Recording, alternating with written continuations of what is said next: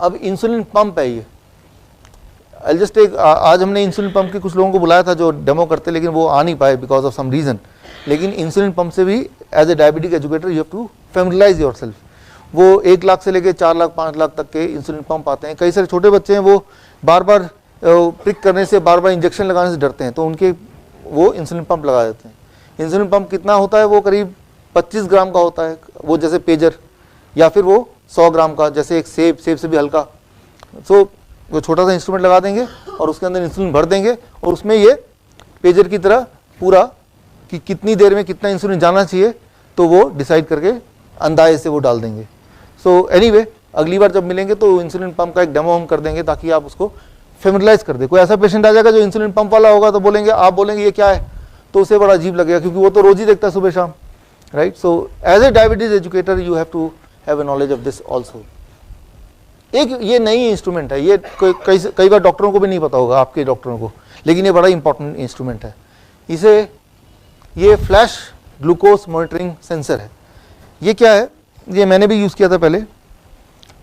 आपके पूरे दिन भर में जो दिमाग की सोच है आपकी, कई बार आप गुस्से में आते हैं, कई बार आप बहुत खुश होते हैं, कई बार आप नाराज़ हो जाते हैं, कई बार आप सुस्त हो जाते हैं, कई बार आप बहुत खाते हैं, कई बार आप नहीं खाते हैं, कई बार आप धूप में जा रहे हैं ऐसे ही, कई बार आप धूप में नहीं जा पाते हैं।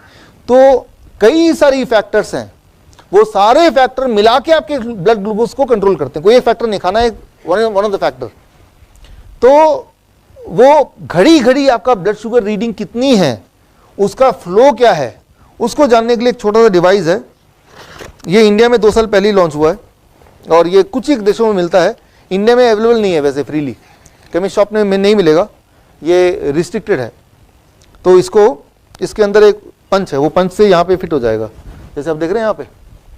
और उसके बाद ये स्कैनर है, ये स्कैनर को पास लेके आएंगे तो पूरे दिन भर में आपका जो ब्लड शुगर का फ्लो है वो पूरी रीडिंग आ जाएगी, 1-1 सेकेंड की, ऐसे करके आ जाएगा, ठीक है। तो वो और 15 दिन का इकट्ठा आ जाएगा। तो आप देखेंगे हैरान होकर, यार उस वक्त का रीडिंग 300 क्यों है, तब यह ध्यान आएगा, यार उस वक्त तो मैं किसी से झगड़ा कर रहा था मैं, राइट। तो जो लोग हंस रहे हैं सोच रहे हैं मैं एक बीवी के फिट कर दूंगा जैसी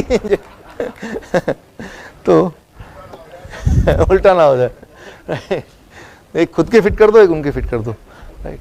तो ध्यान कम से कम ब्लड शुगर के तरफ ही जाएगा, लेकिन कम से कम झगड़े से हटेगा। तो it is a very good device. इससे ये पता चलता है कि इंसान के ब्लड शुगर का फ्लो क्या है और कौन से ऐसे फैक्टर हैं जिससे उसकी शुगर ज़्यादा बढ़ती है। कि एज ए एजुकेटर हम उसके डाइट को चेंज करने पता चला उसके स्ट्रेस लेवल की वजह से उसका शुगर हाई है, तो ये कैसे पता चलेगा, राइट। इसका प्राइस है 5,000 रुपये, और वो जो स्कैनर है जो फिट करते हैं सिर्फ इतना पैच, इसका प्राइस है मेरे ख्याल 1700 या 1800। ये डिवाइस है जो हमेशा के लिए है। ये डिवाइस है जो ये जो पार्ट है ये पेशेंट पे लगेगा और ये 15 दिन के लिए रहेगा, फिर 15 दिन बाद ये वेस्ट हो गया, इसको निकाल के फेंक देंगे, फिर नया लगाएंगे अगर लगाना होगा तो। वैसे तो 15 दिन में सारी बात समझ आ जाती है कि इस पेशेंट का लाइफस्टाइल क्या है, इस पेशेंट में ब्लड शुगर कब कब बढ़ता है, कब कब घटता है, जब सोता है तो ब्लड शुगर फ्लो क्या रहता है। तो ये सारी चीज़ें स्पेशली जो इंसुलिन डिपेंडेंट पेशेंट है उनके लिए ये इंपॉर्टेंट है। एक बार लगा के 15 दिन में उसका ट्रेंड पता चल जाएगा, वो ट्रेंड से हम ज़्यादा अच्छी तरह से उसके लाइफस्टाइल को चेंज कर सकते हैं। या हम अगर हम खुद पेशेंट है तो हम खुद के लाइफस्टाइल को चेंज कर सकते हैं। पता चल गया कि ज़्यादातर मेरा ब्लड शुगर तब बढ़ता है जब मैं स्ट्रेस में होता हूँ, या तब बढ़ता है जब मैं रात को नहीं सोता हूँ, या कि किस दिन कम नींद आती सोने को मिलता है, या जब डिस्टर्ब स्लीप रहती है।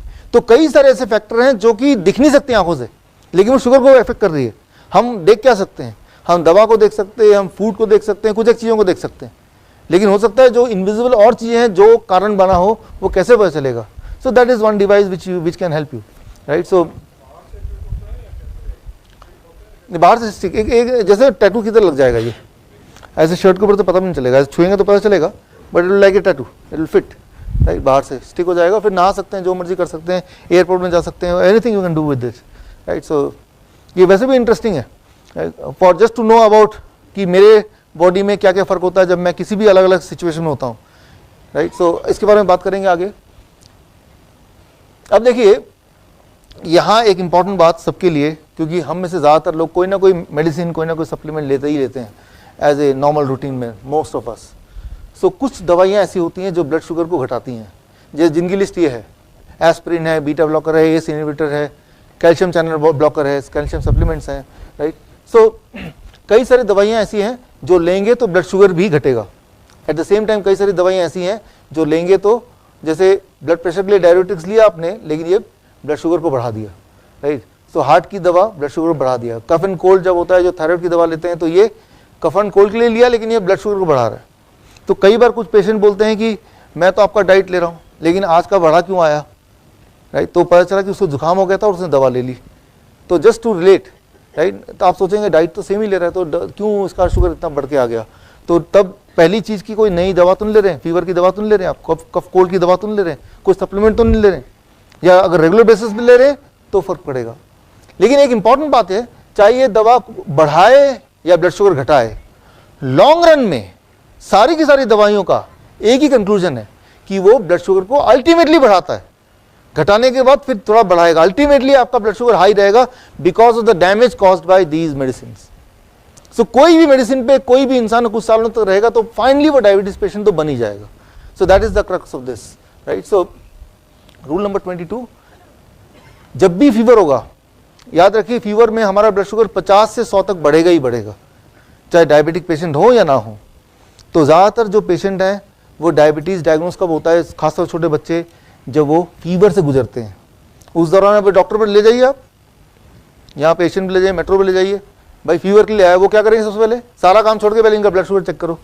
वो तो बढ़ के आना ही है क्योंकि फीवर में ऐसा होता ही है, लेकिन जैसे ही बढ़ के आया तो क्या बोलेगा वो, देखो जी ये तो डायबिटीज़ पेशेंट, पहले तुमका डायबिटीज़ का इलाज कराओ, इंसुलिन पे रखो, और मतलब एक प्रोटोकॉल शुरू हो गया, ध्यान कहीं और भड़का दिया। फीवर तो अपने टाइम पे कम होना ही है, लेकिन साथ में जो घर लेके आए वो क्या हुआ, the child has gone as a patient of fever, but when he came back what happened, he became a permanent diabetes patient. तो ये हमें याद रखना है कि जब भी इन्फेक्शन होगा, फीवर होगा, इवन जख्म होगा, उस दौरान हमारे ब्लड का, बॉडी का जो ब्लड शुगर है वो बढ़ेगा ही बढ़ेगा। That is how the body works. वो कोई अजीब बात नहीं है। और जब फीवर चला जाएगा वो घट जाएगा, लेकिन उसमें पैनिक होकर हम इंसुलिन लेने लगे, उसको हम डायबिटीज घोषित कर दें, that is something which is wrong. अब उम्र, जैसे जैसे उम्र बढ़ती है वैसे वैसे शुगर भी की हाई रहने की टेंडेंसी थोड़ी बढ़ती है। जैसे उम्र के साथ बाल सफ़ेद होते हैं, वो कोई बीमारी नहीं है, वो नेचुरल चीज़ है, वो क्योंकि यूनिवर्सल है, वो सभी के साथ होता है।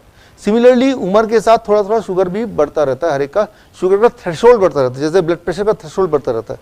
कोई 60 साल का इंसान होगा तो उसका नॉर्मली ब्लड प्रेशर अगर 160/100 भी है तो भी नॉर्मल है वो, कि उम्र के साथ साथ ब्लड प्रेशर और ब्लड शुगर का जो थ्रेशोल्ड है इंसान का वो सेम नहीं रहता है, इट इंक्रीजेस, राइट।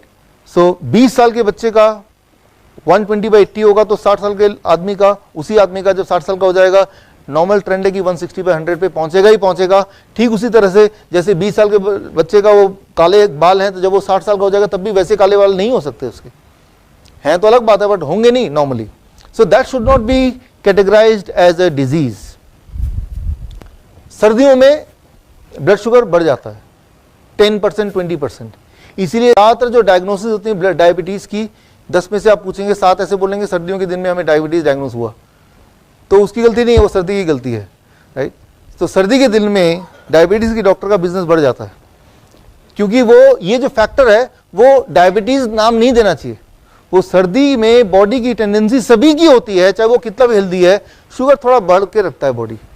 जैसे सर्दी के दिनों में हम कपड़े थोड़ा ज़्यादा पहन लेते हैं, ठीक उसी तरह से body decide to keep higher sugar in the winter season. That should not be called a diabetes as a diabetes. अगर आपको मेरे बताए हुए DIP डाइट, नाइस प्रोटोकॉल या पोस्चरल मेडिसिन से कभी कोई लाभ मिला है, और अगर आप मुझे सपोर्ट करना चाहते हैं, तो आप अपना एक वीडियो टेस्टिमोनियल मुझे व्हाट्सएप कीजिए 9871186229 पर। धन्यवाद।